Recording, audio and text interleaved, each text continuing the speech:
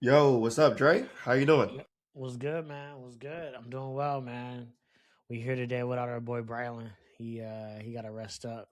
He got to rest up. Yeah, yeah, yeah. He had a procedure. Yeah. The wisdom teeth, man. I remember when I had that operation. That shit sucked. Oh, you had it too? You had it Oh, too? bro.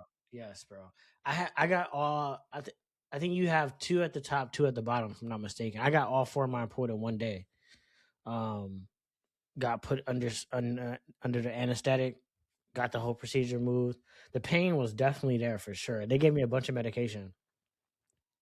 But I wasn't trying to get addicted to it, so I wasn't really taking it like that. I was only taking Okay. ibuprofen. I was like, I don't want nothing too strong. I was a little nervous to take it. Um, Shit. but yeah, Yeah. definitely not something light for sure. So yeah, hopefully Brylan gets some rest, man. I would have took it. I would have took that joint. I would have took exactly what they what they gave me. I've been putting mine off, Mm. and I have four that needs to get pulled, Oh and yeah, I want to do it all on the same day, bro. I want to do it all on the same day. have them put. I mean, for me, I was only gonna do it if I was gonna be put to sleep, and they put me Oh to yeah, of sleep. course, of Yeah. course. That's So, that. but some people don't Yeah. do it. Some people just not like. What? I don't think they put everybody to sleep. I don't know if everybody get put to sleep. Some people be woke when they do it, but I think they be numbed up and everything, of course. So, but still, I don't even want to be. I don't even want to hear nothing, see nothing. So when you wake up, how do you feel? Like, so you wake up, okay, you good at first, right? You wake up, you wake up, you're like, you feel all right. You feel all right, but you just feel pain and soreness in your mouth, of course, right? Because you just got drilled in the mouth and But like, is it like like how instant. bad though?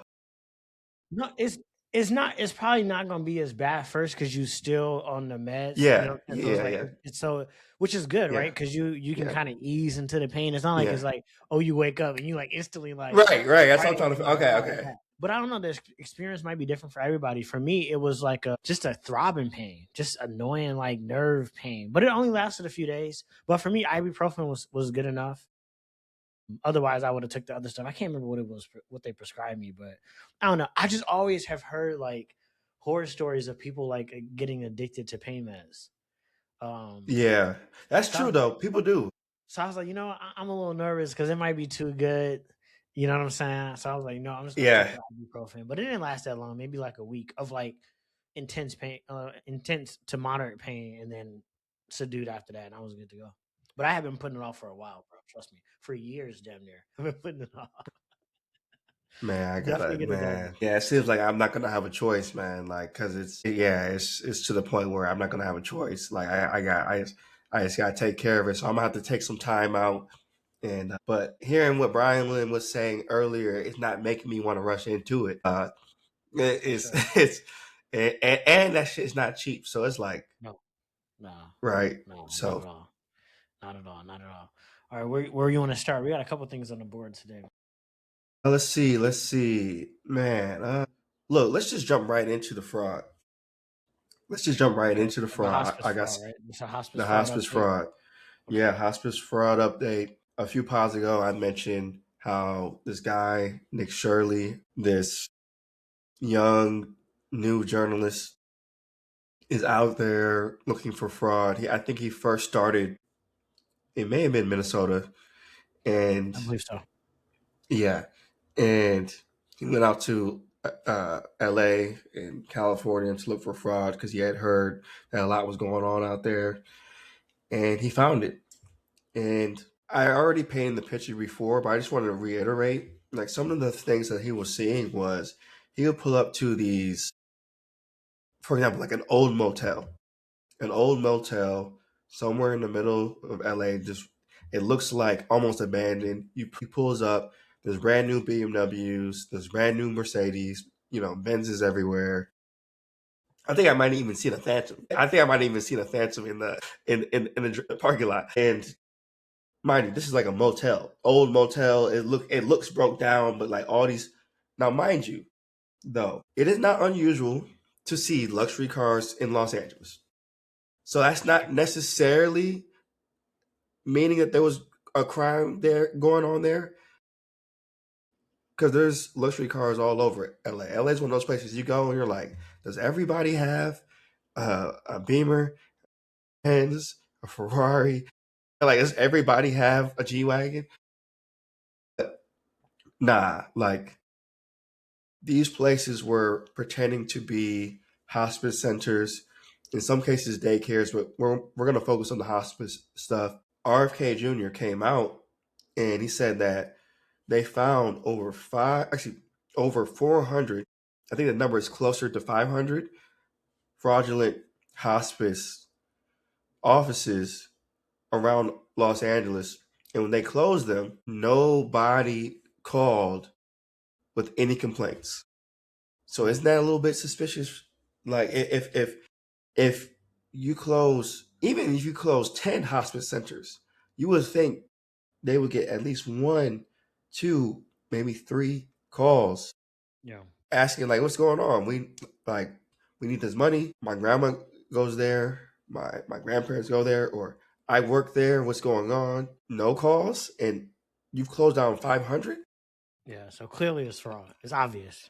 Right, right. And it's I really don't know what to say. I feel like the story speaks for itself. It's like, what else? What's going So on here? people are being arrested as well, right? Have they made any arrests? They made some arrests. I don't know how many arrests. I don't know exactly how many arrests they've made, but they've made some.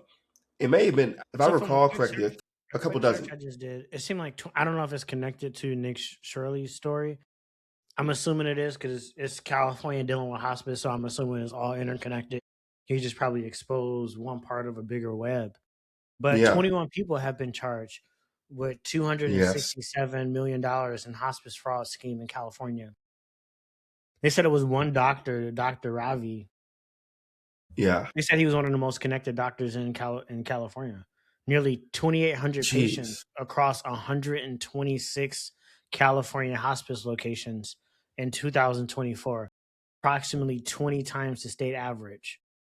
Federal records show $71 million in Medicare reimbursements tied to him just for 2024. What? So it's obviously rampant fraud. So what Nick Shirley exposed is yeah, the locations, but obviously there's the fraudulent Medicare billing and reimbursements that are tied to that, specific doctors that are being unfolded, and that's 21 people. So obviously this was a sophisticated, somewhat sophisticated scam, right? Where it took more than just one or two people to kind of facilitate it, and I'm sure that's just Yeah.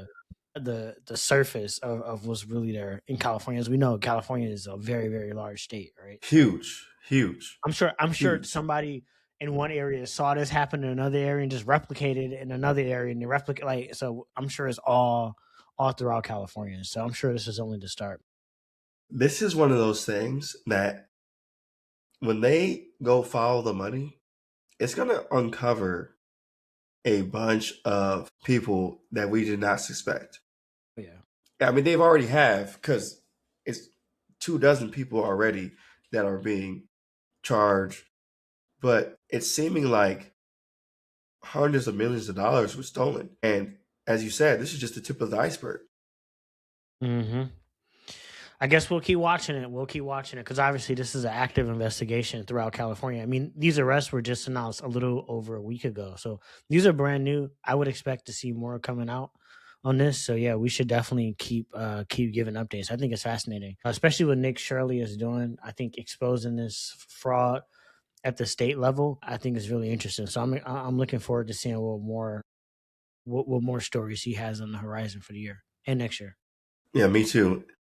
And speaking of just Minnesota, I didn't mention this before the call, but I saw this trending and it's kind of lines up a bit where one of the people, one of the representatives of Minnesota's House, her name is Ilhan, I think.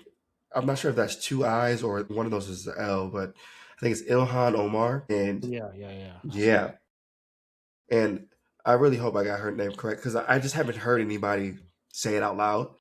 But she went from having a $30 million net worth to, after some of this stuff that Nick Shirley kind of put out there, in the original daycare fraud stuff. And not to say that she is connected to that, but because Minnesota was being looked at more, people are looking at things like, hey, okay, you had a net worth of 30 million. It was in the public, it was in the public and all that. And now she's saying that her net worth is $100,000. And she's saying that the $30 million was an accounting error. So people are just wondering maybe like what is going on there. So I'm not saying she's guilty, but I'll tell you what, this is the worst time to have a accounting error by that large of a number. Like this is if you are innocent, this is the worst time to have an accounting error of not just 1 million, not 2, not 5, not 10. Yeah. $30 million. Yeah. That's a crazy mess up for sure.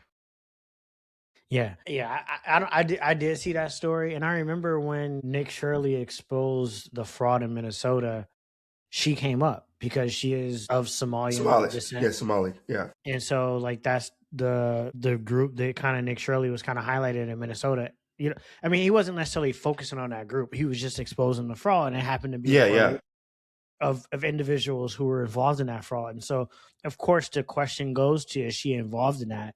Because that population is not that large there. It appears to be that large. I think it's like, I want to say between 100 and 200,000 Somalians in Minnesota in total, I believe.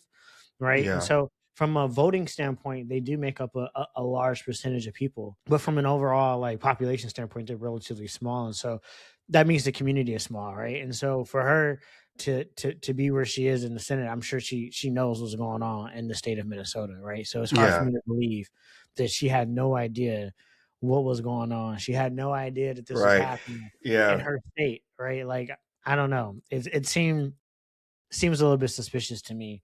And then the net worth thing, again, I don't know. That seems a little bit suspicious to me, but you know, look, maybe it's a coincidence. There's no way that you're stealing millions of dollars, putting her to the side, even though she definitely, in my opinion, knew. There's no way that people are stealing millions of dollars and people who are not involved don't know. There are people who are just family, friends, maybe even the toddler that you didn't know was listening to your conversation.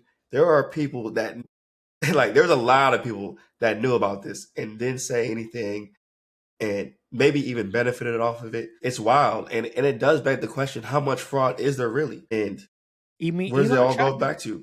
Elon tried to tell us, like, it's crazy just how much. Like, I went to an air show this weekend here in Houston at the Houston Aerospace Museum. They had like the Navy and the Air Force and Marines and stuff in town. And so some of the things they show was like their drone vehicles that they have. These are unmanned, unarmed drone vehicles, right? Bro, the cost of these things is insane, bro. Like one of these things can be between like $1 and $5 million. And then you see the drones that Iran is producing for like $30,000, right? Now, maybe that extra margin is not called fraud, but it's called something, because it's like, how are they able to get away with these crazy charges? You know what I'm saying? So it's like the fraud is so baked into the institution that it's just hard. It's hard not to skim off the top. It's hard, you know, it's kind of like, it's hard not to take, because it almost seems like there's no repercussions for it in the government. It seemed like everybody, right? I see what you mean. It seemed like everybody's in on it, but the citizens, you know, but the everyday citizens. Everybody else is in on it, you know, behind the scenes. But I use that as an example. Like, you know, these are big corporate companies that are overcharging the government. I mean, again, that's not fraud, but it's part of the waste. You know what I'm saying? It contributes to the race. And at some point, to me, it kind of does become fraud, because at what point is the markup so excessive that, I mean, you just overcharging for the sake of overcharging? I mean, honestly, and I know this doesn't sound right, especially to true entrepreneurs and true people in the business, but when you're selling stuff to the government, if you're making over 500%, like, just, I mean, come on. you like if you're making over 500%, and that's just a number that I thought I was like, okay, double, I get it, triple maybe, four, you pushing it, but if it costs you 100,000 to make something, and then you charge the government $600,000, it's just there's no real reason. It's just like even if the R&D costs you 100, like it just come on now, come on. And I do think it's funny you mentioned it. Yeah, it does have this thin line of what is fraud. If you're taking an excessive profit, especially from government funds or government agencies, like it does seem like fraud. It does seem like fraud, and that's probably one of the reasons why people like Elon can come in and make a cheaper rocket. I'm not saying NASA was trying to defraud anybody, but who knows all the vendors and contractors that they use to build those rockets and how much they were charging versus when SpaceX went to build these rockets and figuring out they can build cheaper reusable rockets and just imagining how many other things. And it seems like even with Andrew from Palmer Luckey, it seems like he's also going and doing things just off the fact that we can save money building things for war, Mm-hmm. and it be way better than what's already been used. And not only is it better, one thing that he mentioned was a lot of the weapons that they build can be manufactured in like a Ford factory, GM factory. And so that adds a whole other layer of reusability. If we ever got into a war, it wouldn't just be got to go get this from this one factory or these two or three factories. We could literally use all the infrastructure that we have to build these things. We definitely need more of an audit. At the same time, I think we know why these audits are not going through crystal clear. 100%, 100%. Well, shout out to Nick Shirley, man. I'm excited to continue to support him and to He needs to be support. careful, man. Oh yeah, they already warned him to get security. I saw people warn him, and he spoke about it as well. I'm sure he has gotten security at this point for sure, because he's been attacked by Man, people. So I hope he got security. But even though security is not always not enough, Charlie Kirk has security as well, and clearly that wasn't enough to spare his life. honestly, he's too young to know the danger of what he's doing. I think he's too young and naive. I love his work. Don't get me Yeah, wrong. But I think the kid's 21. yeah. This kid does not know what he's doing. Yeah, Shamoff asked him about that when he was on the All In podcast, and his answer to me implied that he doesn't understand. But I think that's the beauty of it because we all been there before, and so Yeah, he doesn't it's understand. pure.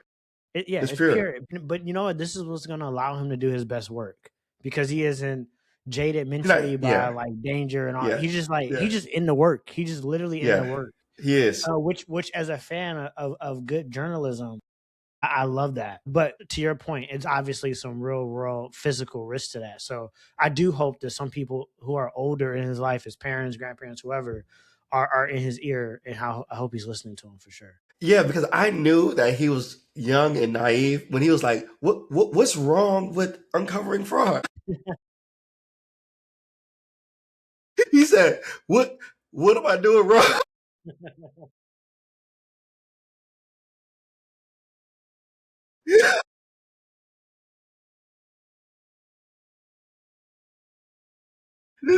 I said, he gotta be 21, 22.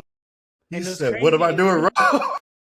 he cutting off like big pipelines of cash. It's not like it's Yes. like 100,000, Yeah. 200,000, a million, Millions. 10 million. No, this nigga is cutting off Yeah. hundreds of millions of dollars, which means that money was literally flowing Families. to some people, to Families. families, like to a lot of people, bro. These are tens of millions, hundreds of millions of dollars, Families. and he coming in and like getting these Destroying it. investigations and they're just cutting it off. So people are Yeah. real hurt.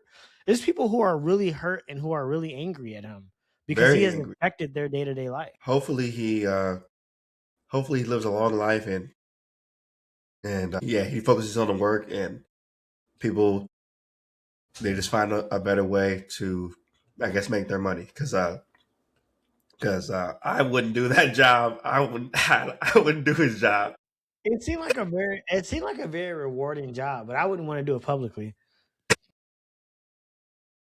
That's the job. That's the job.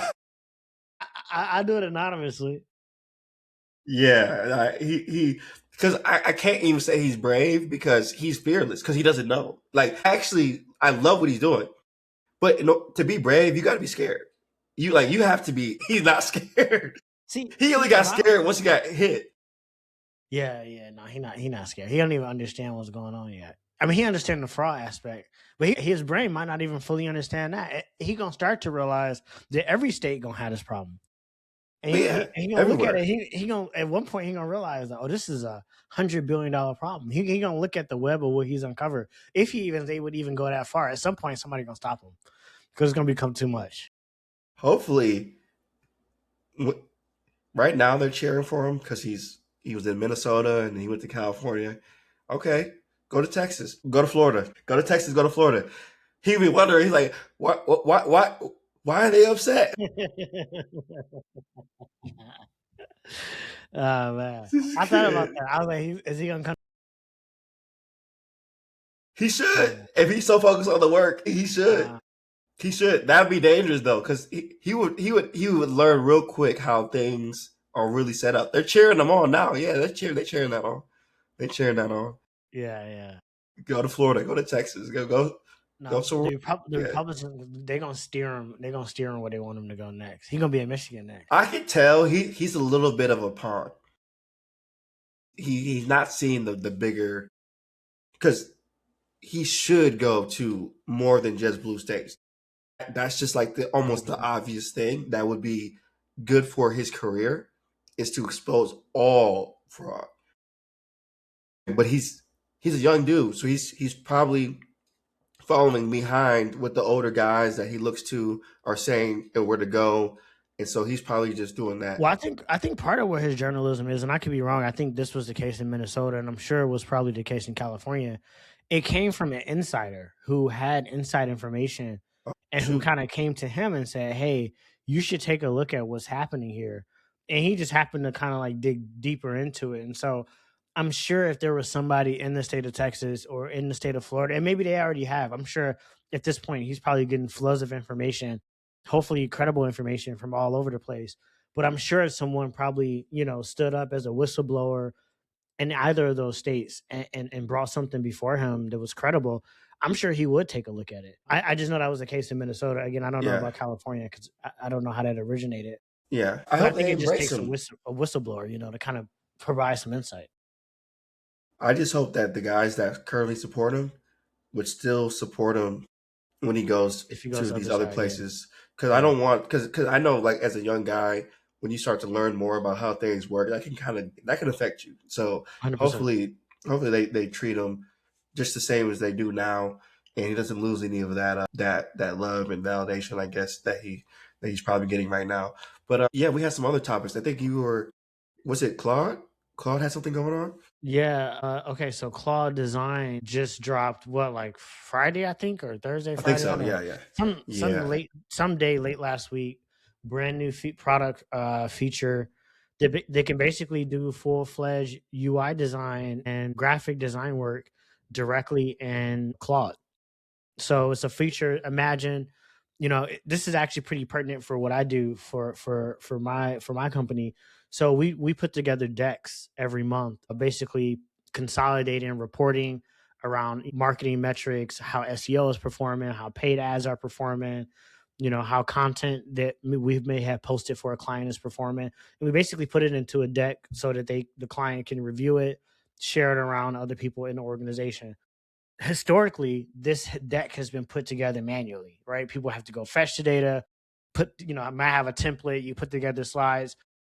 Tons of people can relate to that, right? If you work in a company today and have to present anything to your leadership team, you've experienced that. If you've had to prepare for a board meeting, you've experienced that. Cloud design essentially kind of takes that entire process and simplifies it, right? And so it basically becomes your designer for you, and is I really trained on like user interfaces, and I've used it a little bit, and so far it's been really good. But I think the story that I thought was really interesting here is not even just a product, because I expect nothing less from a product standpoint from Anthropic, as we've talked about before. They're really good at product releases. They're very good at nailing use cases.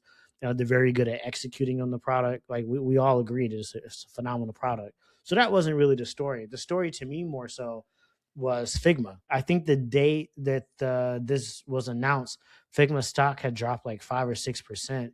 I think it had probably even dropped even more. But since Figma IPO last summer in 2025, Jeez, oh, the stock this is looks. down. Uh, The stock is down 80% from post IPO highs and Jeez, 50% year over year. So now I think it's sitting around $18, $19 a share. oh Yeah, my this year has been a goodness, bloodbath for them. It's been a bloodbath. 30%. It my dropped goodness. 30% in January, 13% in February, another almost 30% in March. Yeah, so And, it's and not and looking. and weren't they supposed to be getting acquired by Adobe, but it fell through? Is that what happened? Yeah, at one point Adobe was going to acquire them, I think, for almost $30 billion. They ended Yeah. up going public, I think, at like 60, a little bit north of 60 billion. So imagine that. At that when they went public, it was crazy hype, right? Like they were almost double what they were going to initially get purchased for. So, from a board and from an executive standpoint, they probably thought that was the right decision. We going public. We're obviously worth all this and that. Now you look at them today, they're I mean, they're a fraction of that, right?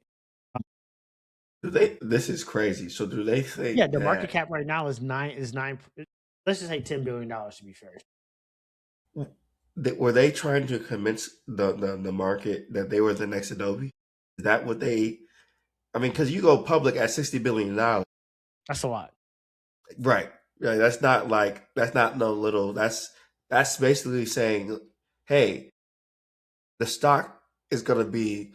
That's basically saying, hey, look, company's worth 60 billion, but we believe it'll be one day it'll be worth 120, 200, 300.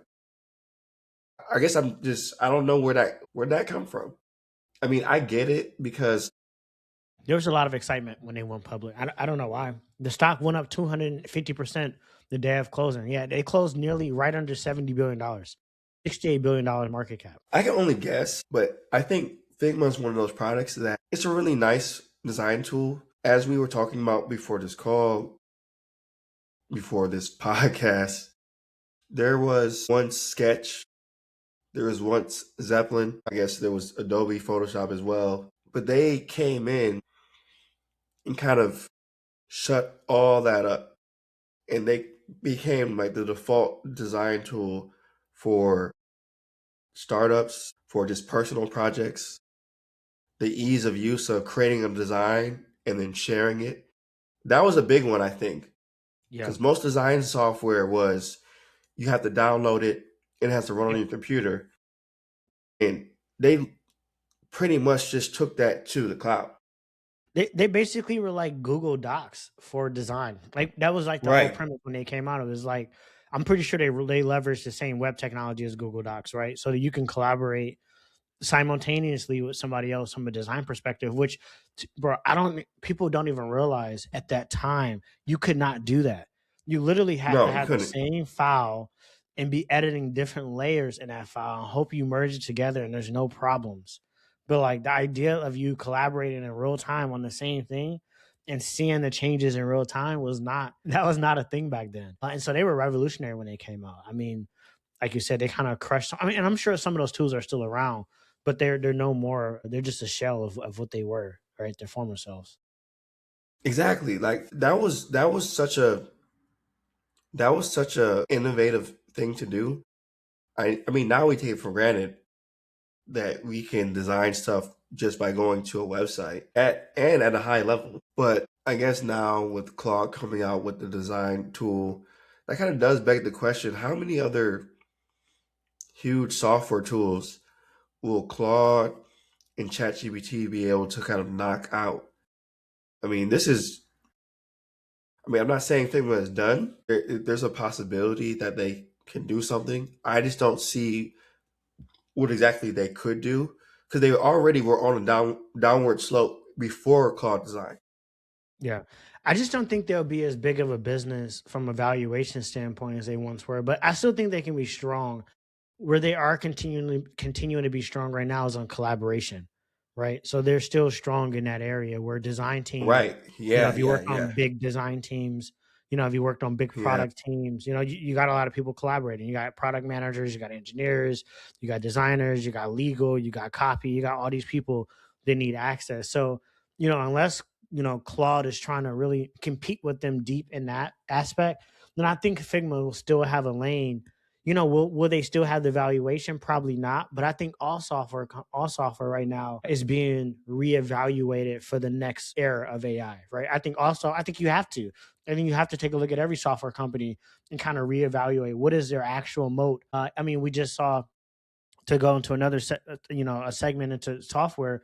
I don't know if you saw the announcement from Salesforce. They just launched something called Salesforce. I think it's called 360. I believe it is, where they basically have created an entire API layer for all of their products and services. So basically, you can just interact. Everything has been turned into an API, and then they have like an MCP server as well that you can kind of use to interact with all of their services, because they're realizing that Yeah. the interface I is saw that. changing, right? The interface is Yeah. going to be different. Like, you may interface with Salesforce and Claude. You may interface with Salesforce and Chat GPT or Gemini or in Grok, whatever the case may be, right? It really is just the back end, at least in the case of Salesforce, that is really powerful. But again, my point is, I think every software is undergoing a restructuring from a valuation standpoint. And so Figma is just one where they may even want to consider going back private again, right? That may give them more leverage, so that they don't necessarily have to respond to the public markets, because the public markets can be brutal to executive teams, or management teams rather, in terms of how they make decisions, right? It's hard to be clear minded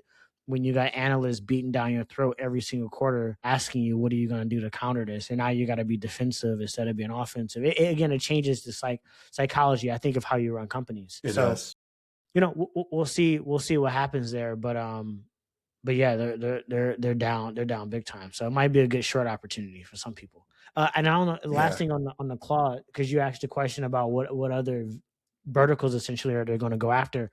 Just today, I haven't played around with it yet though, but just today they released a feature where you can build live dashboards directly. Like, you can connect data to live dashboards directly into Claude. So, for example, if you want to check your analytics for your app, or analytics for your website, or cut your CRM, whatever tools you have, if you want to take that data, connected to Claude, and you can essentially build live dashboards. So now, you may not need a tool like Tableau, or you may not need a tool like, Microsoft Power BI, right? I mean, those are advanced analytic tools. So, I would expect it to take some time before Claude, gets to that level. But that clearly is what they're building towards. Again, that was a whole product segment category of just building analytic tools, right? For websites and web applications, right? I mean, now they're going into that, making that much easier. So it seemed to be that they're slicing. I don't know how they're doing it. I mean, how they're what the strategy is behind it, but they're slicing after these verticals that are very, very, very deep from a productivity standpoint. Yeah. It's very interesting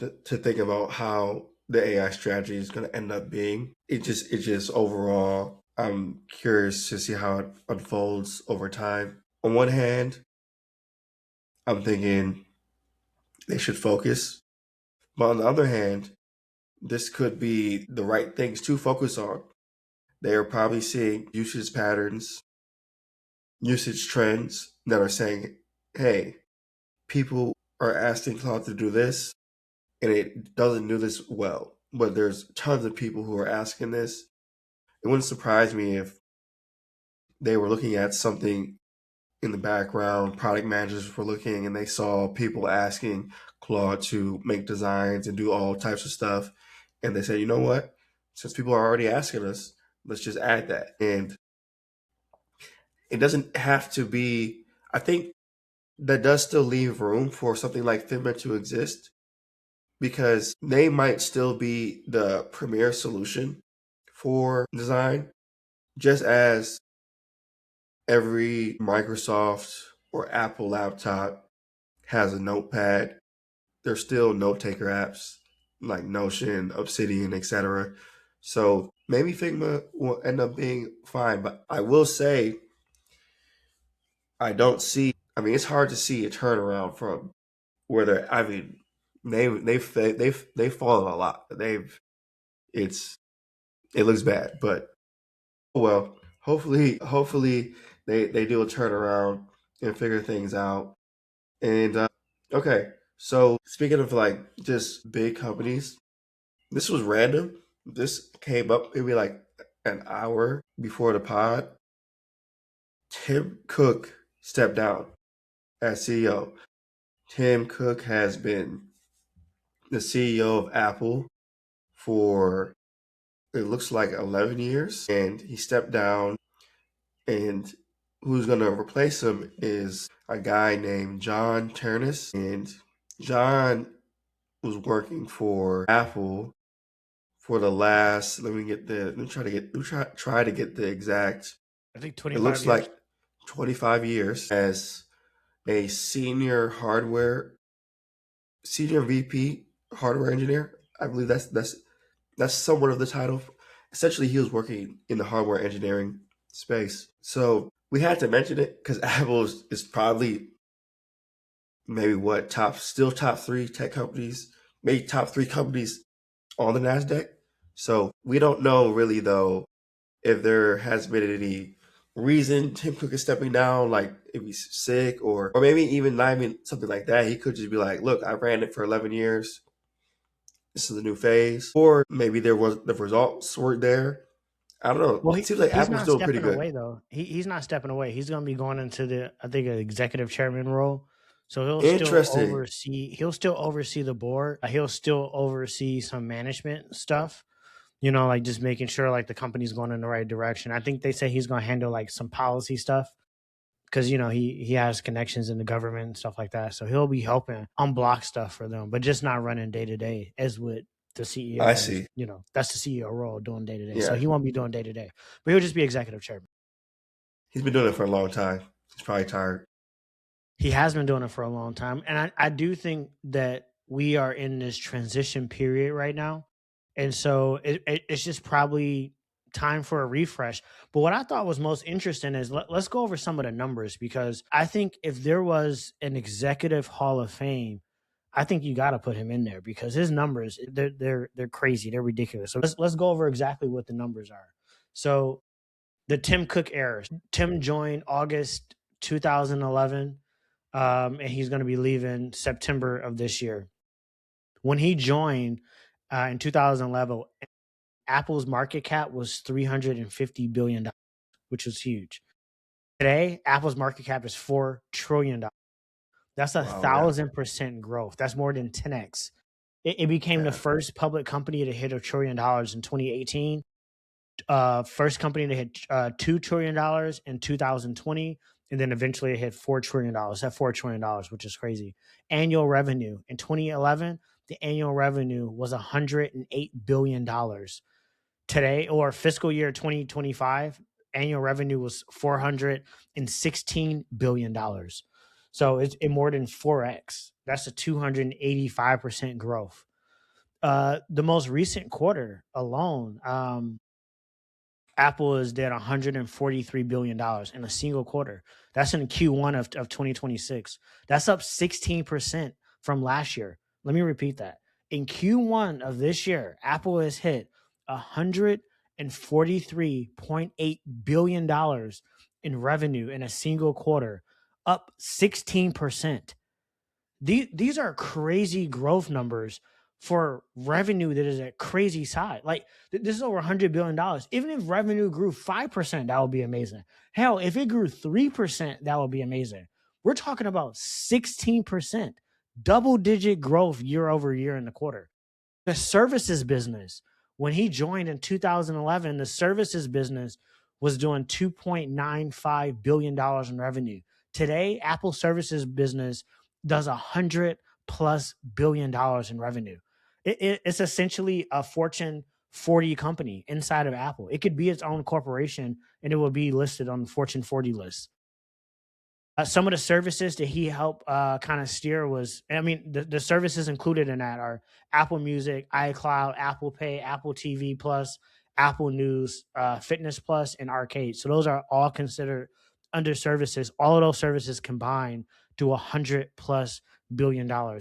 He helped grow the retail stores to over 500 locations, operations in 200 plus countries. They're damn near in every single country. I mean, I think it's like 230 countries or 20 countries, something like that.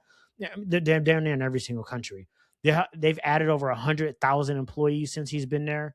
They got over 2.5 billion active devices. And the new product categories launched under him were Apple Watch, AirPods, Apple Vision Pro, and then the Apple Silicon transition was all under him. Those are huge. So again, if we're just talking pure numbers, again, if there was a Hall of Fame for executives, I think he had to have he'd be first ballot, no question. His jersey being the Raptors. I mean, those are impeccable numbers. He has to be one of the best, considered one of the best, if not the best executive in public Wall Street history, just based on the returns. I think it's undeniable. I think there was always a question of when he was appointed as CEO in 2011, whether or not he would live up to the legacy of Apple, especially Steve Jobs. It looks like, yeah, the numbers show he did. And Apple is not only are they doing well, they're doing great, they're doing phenomenal, and they're still growing. They're not falling down, they're not slowing down, they're still growing. Somehow they managed to still, even with hundreds of billions of dollars of value, somehow they still managed to get even bigger. They still managed to make other products. So yeah, Tim is clearly an amazing CEO. I'm looking forward to seeing how John does things. I don't know who he is, just like how I didn't know who Tim was before. But Yeah, yeah, I'm looking forward to it. it's interesting kind of seeing the arc of their executives, right? Because Steve was the creative visionary, and he laid the foundation for which Apple could become a innovative ecosystem to just generate creative products, right? And then you had Tim Cook, who was a supply chain genius. I just read this book about how Apple essentially helped build China, right? And how they basically is about essentially how they built the supply chain, which is remarkable. I mean, it's an engineering marvel in and of itself, how they were able to create these supply chain networks and scale manufacturing to where it is today. And then you see what China has basically taken it and what they're doing with electric vehicles and other areas. It's because they learned that from Apple. They learned manufacturing from Apple. Apple taught them how to manufacture, how to make machines, how to do precision manufacturing. But it's amazing, right? Tim Cook kind of scaled the supply chain. And John is coming in as the hardware guy, the guy that deeply understands hardware, deeply understands silicon, and seems to be the right set of skills for where the world is heading to next. And so it's interesting to kind of see each layer of the cake, from laying the groundwork for creativity to having the guy that understands how to scale that on a massive scale to now the guy who can really take it and who can innovate on top of it for the next chapter of computing. So yeah, I think it goes to show that Apple's management team seems to be very thoughtful in how they approach this. And yeah, I think he's going to be really successful. At least he got all the resources to be successful. I mean, the only thing that can kind of mess it up is himself, I guess. Yeah, Apple is just the best at making computers. That's just clear. They make the best computers, and the computers come in all these different forms where they're not always seeming like a traditional computer. Of course, you have the MacBooks, even the new MacBook Neo, which is at a much more affordable price point of 500. Crazy.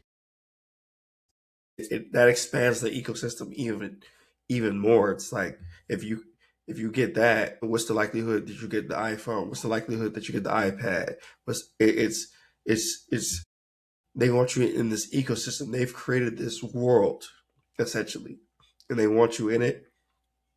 There's a lot of value in it. It's a closed loop, and I'm thinking that John is going to be the guy who brings forward the Vision Pros and then maybe even the consumer version of the Vision glasses that are lighter, slimmer. But I see that unfolding. So I'm looking forward to that. Likewise, likewise. All right, what else we got? We got anything else? Or are we wrapping it up? I think we're wrapping it up. I think that's the last. Let's see. Should I make one comment on Anthropic? Let me see. Go Let me for it. see. What you Let me got? see. Let me see if They're I got fired on all anything. cylinders right now, man. So I don't know. I don't know what could be said about them. What can I say? What can I say? What can I say? Well, me and Brylan have a bet. I'm gonna say this on record. Me and Brylan have a bet. I'm not gonna say the amount, but it's a 5-figure amount, something along that. Maybe it's not that much. I always get confused. 4-figure, I think, but still. And the bet is if by November 1st, 2027, if the narrative on Anthropic has changed, in which case they are widely known as, better yet, let me phrase it this way. If Anthropic by that date is not still known as the good guys, then I win. It's just that simple. Right now, they're the great guys, they're the good guys, and Brylan, his take is that they will remain good guys, they'll remain the great guys, and my take is they will be known as hypocrites. They will be known as They won't be known as the good guys. They'll be looked at as villains, like everybody who has played in the game. Right now, they look great. They're doing great. Their products are doing pretty good. They've had a few maybe bumps in the road, but for the most part, they seem to be doing okay. But I think that narrative is going to shift. I think that they're not going to get away with wiping away a million jobs and remain good guys in the eyes of the public. They've been able to do so thus far. I even saw, especially with the government move, when they denied the government, Mm-hmm. people started downloading Claude and leave ChatGPT and blah, blah, blah. How do you transfer your information over? And people, I guess, believe that they wouldn't, I don't know, but I guess, so I think that'll change. But I guess that's all I'll say on that. Cause like you said, they're doing well right now. I can't. What can I say? But the bet is 2027. So there's So plenty of we got a time. little bit of time then. Yeah, we Yeah, got yeah, plenty of time then. We got plenty of time. We'll see how it plays out. But yeah. All right, yeah. this was a good one, man. All right, man.